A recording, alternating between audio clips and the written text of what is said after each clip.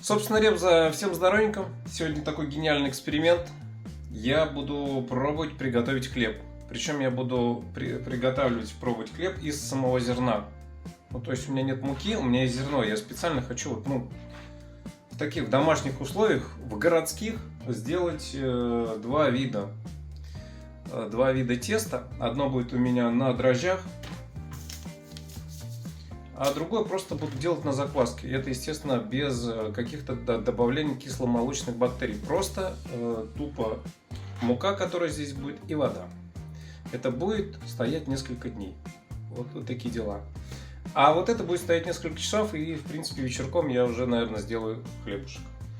Это будет на дрожжах.